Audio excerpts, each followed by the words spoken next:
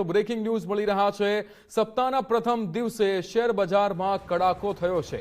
સેન્સેક્સમાં 1000 પોઈન્ટનો ઘટાડો નોંધાયો છે। નિફ્ટીમાં પણ 300 પોઈન્ટનો ઘટાડો નોંધાયો છે। મિડલ ઇસ્ટમાં યુદ્ધની અસર જે શેર બજાર પર પડી રહી છે અને આજે સપ્તાહના પ્રથમ દિવસે જ શેર બજારમાં મોટો કડાકો જોવા મળી રહ્યો છે। સેન્સેક્સમાં 1000 પોઈન્ટ અને નિફ્ટીમાં 300 પોઈન્ટનો ઘટાડો આજે નોંધાયો છે। જયદેવસિંહ ચુડાસમા માર્કેટ એક્સપર્ટ આપણી સાથે જોડાઈ ગયા છે। જયદેવભાઈ, જે રીતે આજનો આ ઘટાડો શું સૂચવી રહ્યો છે, આગામી કેવા દિવસો રહેવાને છે, કારણ કે આજે તો અઠવાડિયું શરૂ જ થઈ રહ્યું છે અને આટલો મોટો કડાકો જોવા મળ્યો, શું વિગતો? બિલકુલ, કારોબારી સપ્તાહના પ્રથમ દિવસે અને નાણાકીય વર્ષના અંતિમ દિવસે ભારતીય શેરબજારમાં વેચવાલી જોવા મળી રહી છે।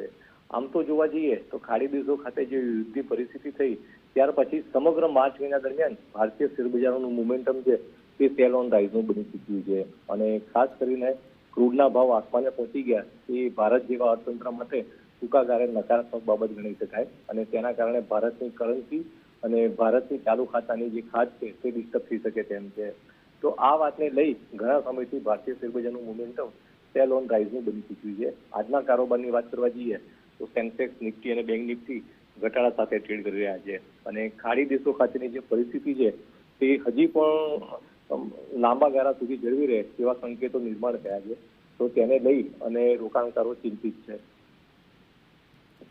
બિલકુલ જયદેવસિંહ, આપ ગુજરાત ફર્સ્ટ સાથે જોડાયા એ બદલ આપનો આભાર।